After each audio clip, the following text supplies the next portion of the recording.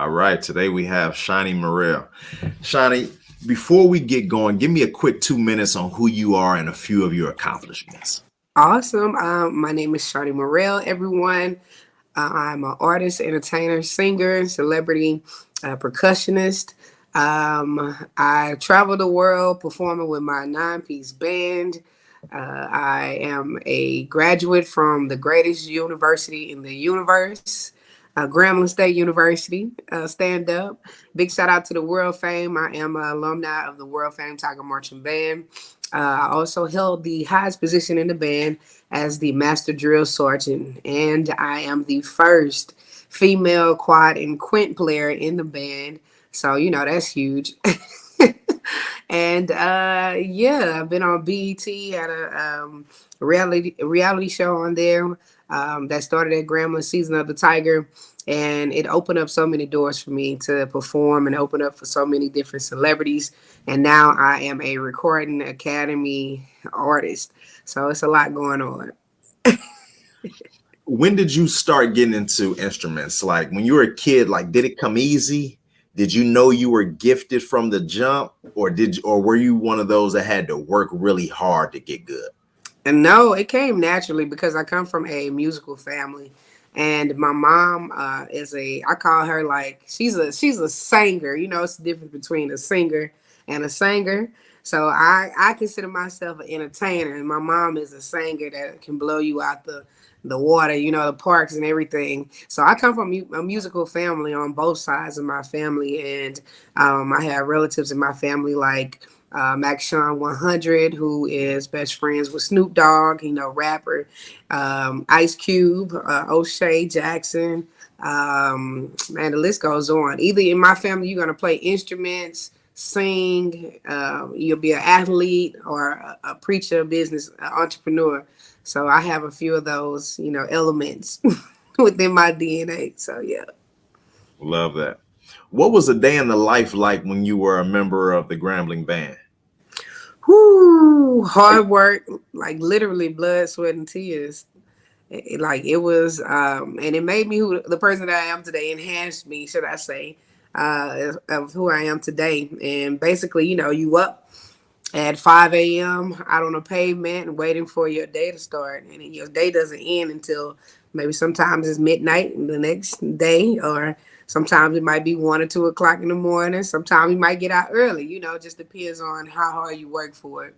And being on the drum line itself, that was a different entity. It's very separated. You have the band, but you have the drum line who has extra things that that we had to learn. So, a lot of hard work, basically. Now you say you were the first female to play quads and quints, Hmm. and you held the highest position in the band as master drill sergeant. Yes. What was instilled in you at a young age? I know it was in your family, but what was instilled in you that gave you the confidence to pursue something that had never been done? Um, being the firstborn, you have a lot of responsibilities on you, and I was the only child for up to 20 years.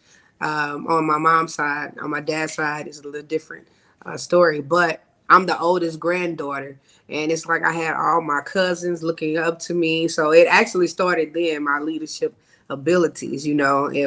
If somebody got in trouble, if they didn't get in trouble, you got in trouble because you're the oldest. So that was happening all throughout my life. That happened. So I think I just took on that responsibility at a very young age. And I knew that I was a leader. Like I'm sitting in classroom, I can start singing, and everybody else starts singing. So just different things, like elements and different things that was happening as to me as a kid, where I knew that I was a natural born leader, but not. I didn't ever think that I would be playing the drums. Like that wasn't my first instrument. So my first instrument was a piano, and then I moved to clarinet, and then to bass clarinet. But I was a singer. I was a singer before any of the instruments. I started singing at the age of 3. Um, and I think with the drums, I didn't start playing drums until my high school years. So my ninth grade year, I started playing drums on accident, should I say. Tell me about that. Tell me about that accident. Um, so one particular time, it was during lunch in high school. The quads, I saw the quads set up, and I thought that no one was in the band room. And my band director, big shout out to Mr. Parker, Devin Parker, he was in the band at Southern University. So I thought no one was in there. So you're not supposed to ever play on anyone's instrument. Mm. So I took it upon myself to go and grab these sticks, and I just felt like I knew how to play. As a freshman, not knowing like, girl, this girl don't know how to play, but I really knew how to play. I don't know how it happened. It was just like, natural. And so he was sitting in his office with the door closed, and he came out and he was like, "That was you playing that?" I said, yes, sir." He was like, "Okay, go ahead and drop down and give me 30 and count them out." And while as I was, doing my push-ups, he was like, "Oh my God, that was you." He said, "Now that from now on, that's what you're gonna play. You're good on clarinet and bass, but from now on, you're gonna play that." And I was like, "I don't want to play that. That's gonna hurt my back, and I'm too cute for that." All these different things that was going through my mind, but I ended up being drum captain, then to drum major, and then I got a full scholarship to Grambling. Are instruments like foreign languages where you learn one and then it makes it easier to learn the next one? Some instruments, like if I could play the bass guitar or the lead guitar, I'm talking about I would be a beast. Like, but my left hand just won't get right. But I can play like certain things, but I just can't do it with my left hand. So I'm still working it out. But when it comes down to piano, if I hear it, I can play it. So it's like it's just a God given gift with different instruments, should I say? That makes sense. What was it like being on a BET show? So I saw it was 106 in Park and then being on the BET Awards.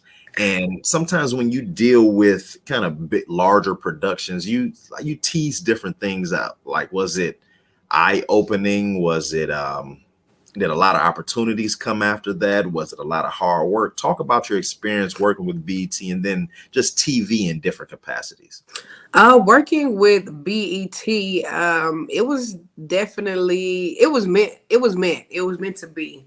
And like I said, I always knew that I was an entertainer, but having those cameras on you like all the time, that was something that I needed to get used to. And sometimes I would forget that I was mic'd up, because having certain conversations with certain people out on the field, acting up or whatnot. So that was kind of hard to get used to. But being on BET definitely opened up a lot of doors for me. Like I said, I started opening up concerts for Lil Wayne, Rick Ross, like in that time, Latoya Luckett. I was on 106 in Park, and I have a great relationship with Big Tigger still to this day, just from that. And man, the list goes on and on. Even the producers, one of the producers from that show, well, actually two, the executive producers, James Du Bois, big shout out to him with um, his network, and Jairus Cobb. So I still have great relationships with these people, and I look at them as a family to me. So it definitely opened up a lot of doors. And reality TV now, when I when I look at it, I'm just like, oh my God, yeah. Some stuff, okay, but a lot of the other stuff is like, yeah, right, so it has its pros and cons to it. You said something about the Grammys. In what capacity do you work with the Grammys and how has that experience been? Oh my God, that experience. Oh man, it's mind blowing. And to be around like-minded individuals is just amazing. Just here recently in March, we had a block party, Grammy block party, Recording Academy block party. So I am in the class of Recording Academy class of 2022. And I also sit on the Recording Academy education committee. So when it comes down to HBCUs and the should I say the urban areas, those are the schools that I target because they need to know what Grammy U is. Like if you're in high school and college, you can become a part of the Grammys. You can learn all these different jobs that are not just being an artist. You have jobs like you can be a producer. You can learn about licenses. You can learn how to get your song placed on movies and all these different elements. You can even perform for the block parties and different things that are at the Grammys even. So just being a part of that, man, it's amazing. Yolanda Adams is definitely a huge inspiration for me. So I'm having to meet her for the third time. I met her when I was on the show on BT Season of the Tiger, but coming back full circle, I meet her again, but now this time it's more personable, so she knows who I am and I know who she is now. And for her to be, I call her like a mentor, just what she did in March for all the ladies in the academy was amazing. And big shout out to Christy too, the president. They all just instill in you. All these women just pour into you, doing these brunch hours with the women. And just, you never know who you're standing by. You could be standing by one of the biggest movie music producers in the world who has won over 10 Grammys, 20 Grammys. You could be, your mentor could be John Legend if you are in a Grammy so you have these different things going on in the Grammy, the Recording Academy. Yeah. Oh, and I'm also able to vote in every category too. So that's really fun. And I can also place myself in a category as well. I have to get votes, of course, but yeah, I can place myself in there. I have a lot of respect for people that love their craft, and I can tell that you're really passionate about your craft. Thank you. And you're a performer. Mm-hmm. Talk to me about what preparation goes into a performance and just how you approach your craft. I'm just always interested in how someone approaches their craft, because your approach really is the most important part of how you develop. Absolutely. And being in an HBCU marching band, it has a lot to do with the discipline and taking that with me I take that with me every single day, like being on time, making sure that everything intact, making sure that I'm practicing. Perfect practice makes perfect, so all these different things that they instilled in me, I take that with me, and that's how I prepare actually. And of course, the number one thing is making sure you pray before I hit every stage. So my band is literally we sound like a HBCU. I have the elements, the tuba, marching tuba, the baritone, trumpet, trombone, two keyboard players, a drummer, and then I'm out in the forefront. Oh, saxophone too. I'm out in the forefront with my Latin percussion in front of me, and I'm singing, I'm dancing. Everybody is, moving. So that's my approach. You sang the national anthem for a few NBA games. Mm-hmm. I know a lot of people that want to do that. That's a bucket list for a lot of people. How do you land a gig like that, and walk me through the game day to what type of feedback you get post singing that national anthem? Yeah, it's actually, you know what? It was word of mouth. One of my friends, she had done it, so she passed my name along to someone that she knew in one instance, and then another one was my video was sent in to someone in New Orleans because I sung for the Pelicans versus who is that? The OKC Thunder, and my video somehow got down there to New Orleans, and I ended up performing on not Bourbon but Frenchman Street, and that preparation for that. Now with the New Orleans, I messed up, Todd. I really did for that one. The night before I performed for the national anthem for the Pelicans, I had a performance on Frenchman Street with one of my good band members down there, second line band. And the next morning I woke up, I was hoarse, could not speak. And it's something about New Orleans air, like, for Bayou Classic, the air takes my voice anyway. For some, it's weird. So The preparation for that day was me steaming a lot of tea, making sure I'm just cool and I'm relaxed. I listened to Tony Braxton's what's the name of this song? Never breathe again. Breathe again. No, not Breathe Again. Oh my God. I forget I forgot the name of it. Oh my God. First thing Monday morning, I'm gonna back my tears away. Yes, I know What exactly. I know you know what I'm exactly talking what about? I know exactly what you're talking about. Let it go, let it flow. Mhm. So let it go, let it flow. That's one of my songs that I definitely listen to. So I'm not even thinking about the national anthem. I'm not going through it in my mind. I'm just like, zoned out to a whole nother place. So, uh, and shoot, it's showtime. It's go time. Makeup, hair, all of that good stuff. Make sure I pray. Have my mom to pray, my partner, everybody just in agreement. And it's time. It's time. It's showtime. You're a percussionist for Chloe and Halle, correct? Yeah, man, you did your homework, huh? Okay. Tell me about that experience because they're extremely hot, but people that don't know don't understand like where they came from and in their journey. So talk to me about working with them.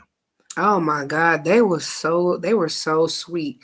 I worked with them for this huge event in Houston, downtown Houston, for the mayor, and they were one of the the performers. And I got the call from Ernest Walker, who always calls me with huge events and festivals. Big shout out to you, Ernest Walker, TSU, Texas Southern University.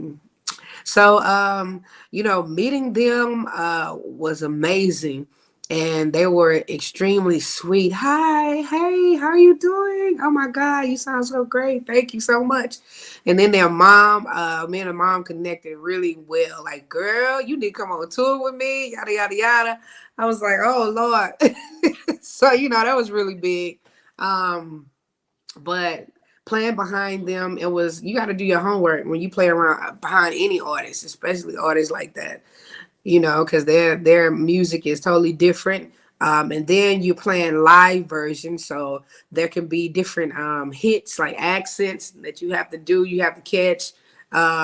So yeah, it was amazing playing behind Chloe and Haley. So I really had a great time with them. Now, you said you worked with the Rick Rosses and the Lil Waynes and, so many more. I saw that you worked with MC Light, Warren G, Latoya Luckett, Eric Roberson, Young Jock, just a whole bunch of others. Which artist is the most impressive that you've worked with and why?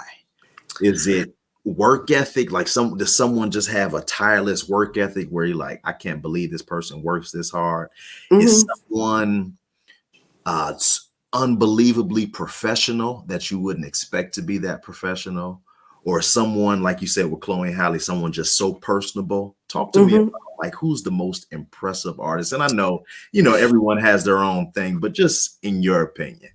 I think, oh my God, that's a great question.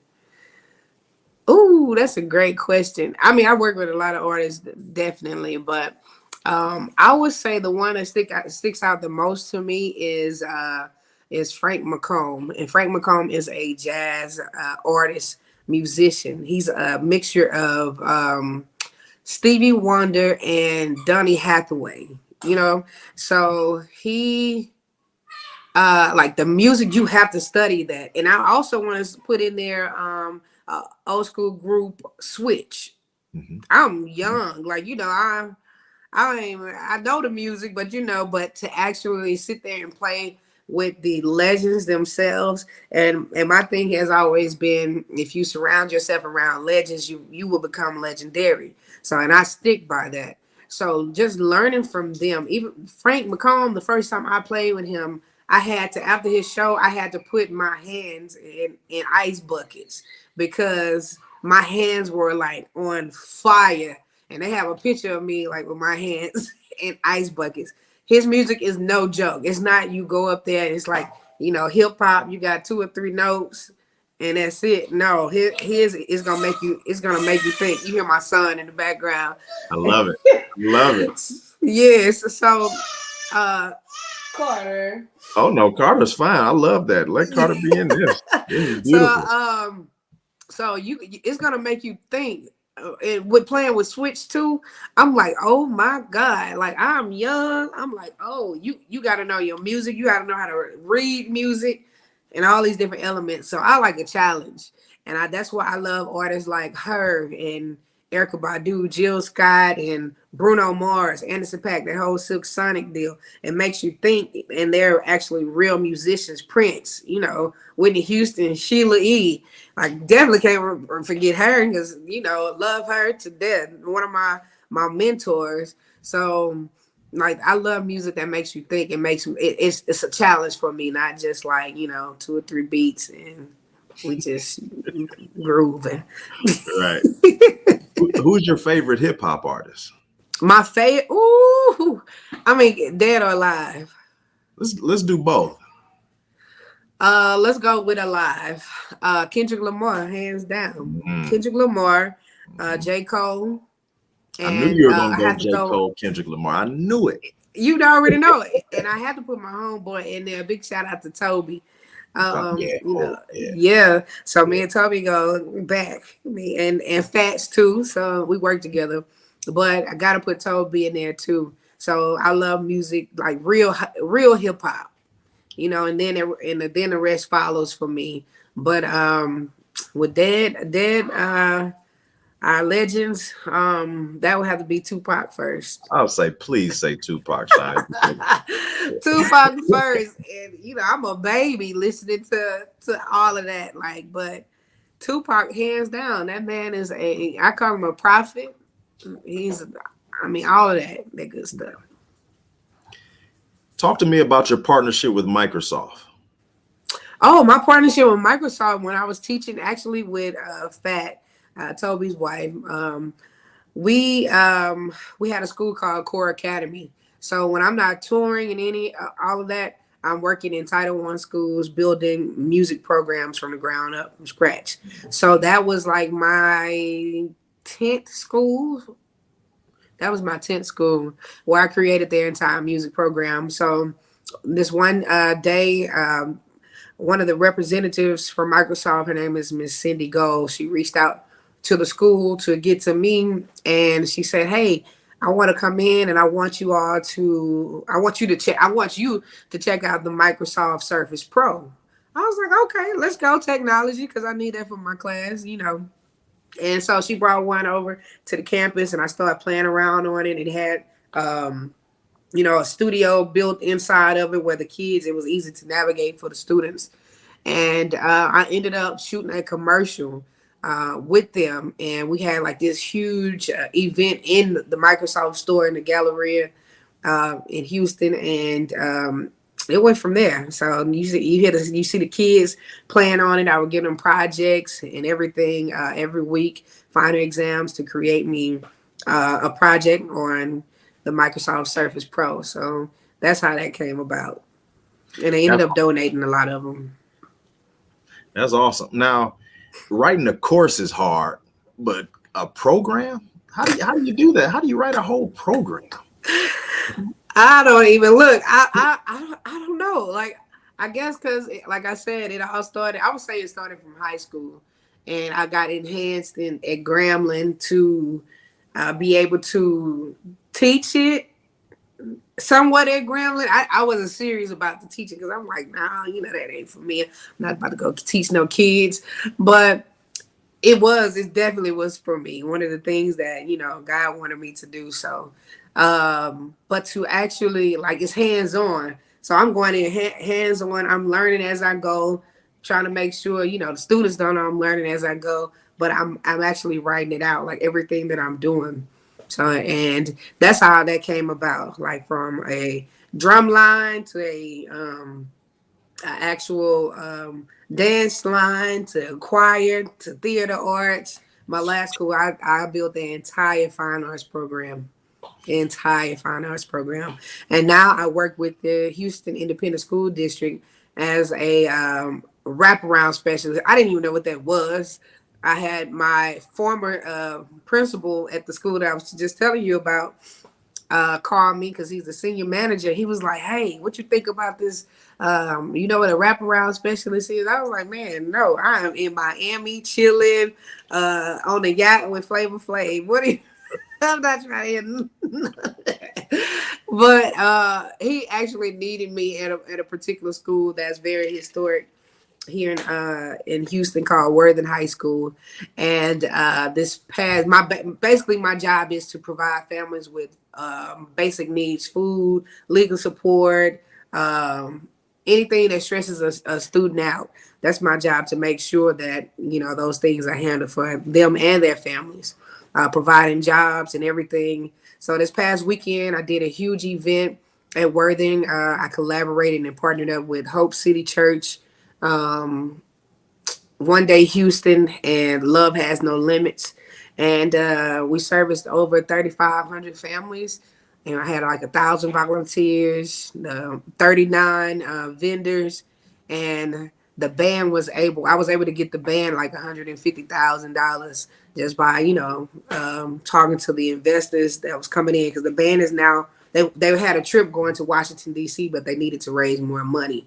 So they had until May 1st. And God did his thing, not me. Let me take that back. So yeah, that wasn't me.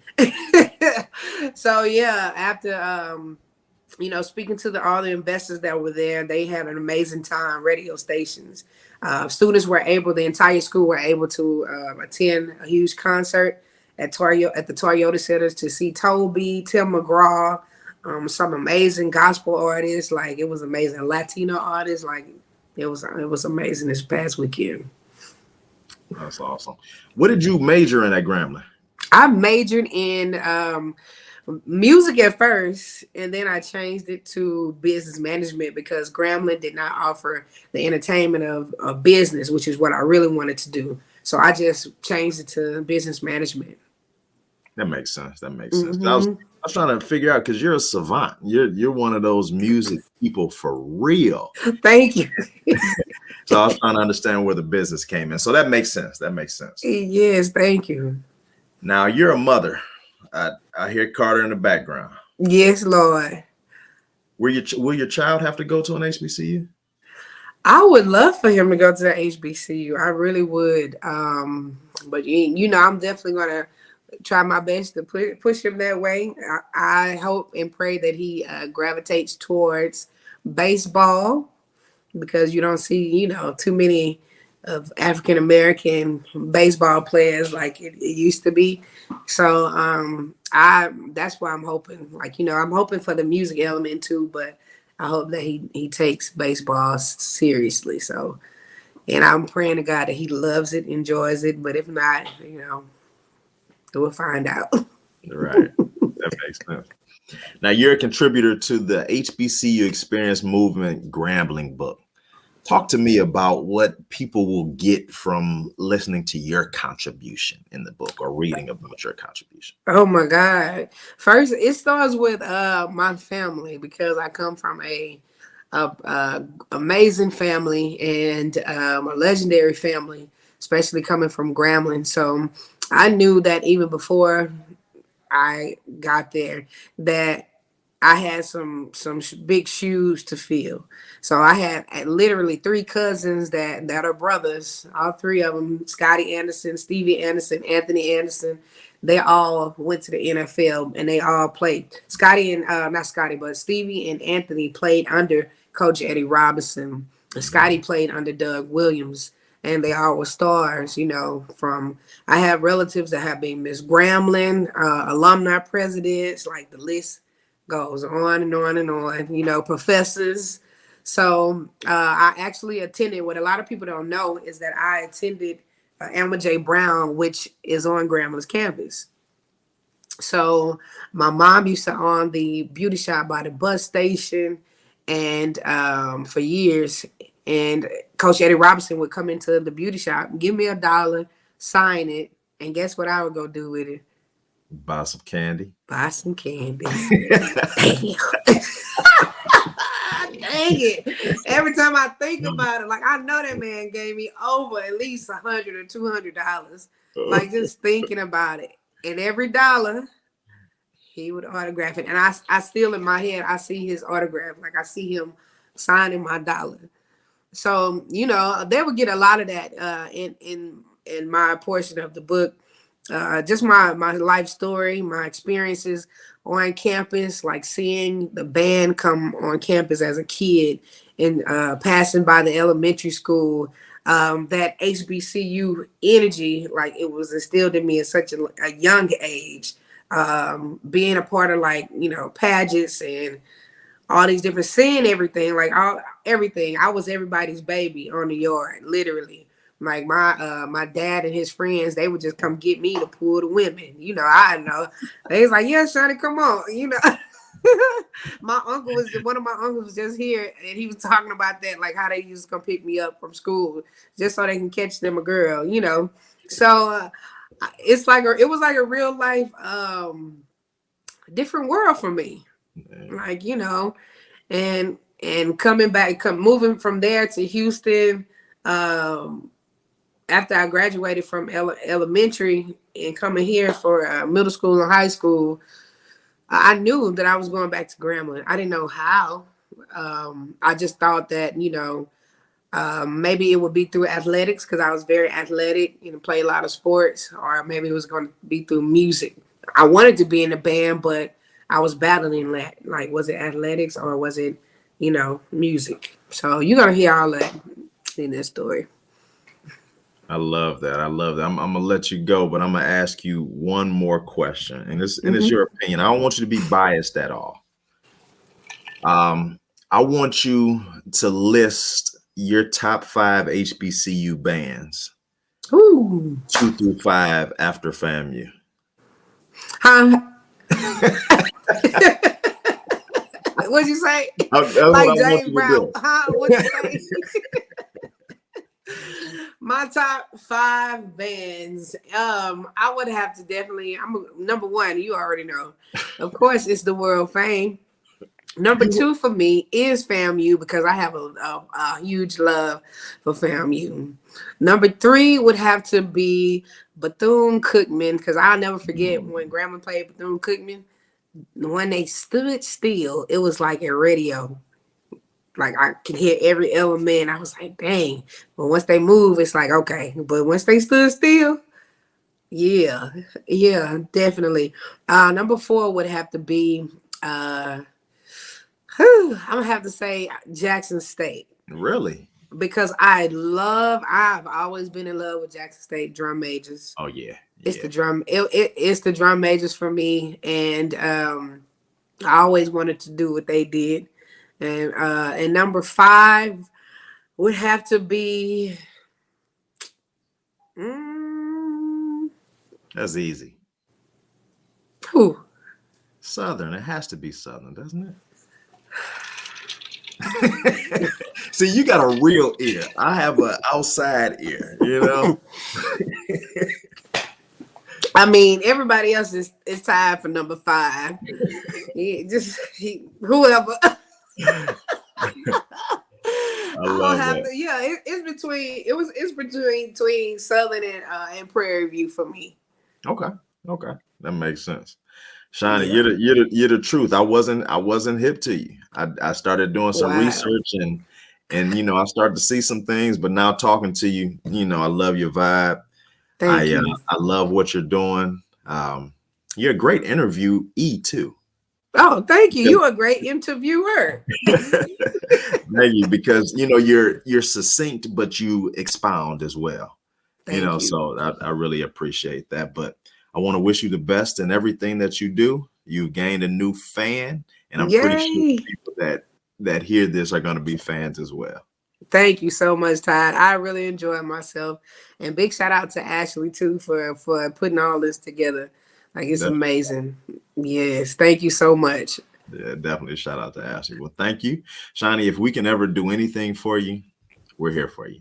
Thank you. I appreciate. Yeah, repost my video on one of my videos on the page for me. Okay, I will. I think it's one of me in a white jacket. If you go on my Instagram. Okay, I will. Thanks, Shonnie. All the best. All right. Thank you so much, Todd. I appreciate it. Okay, appreciate you. All right. Bye-bye.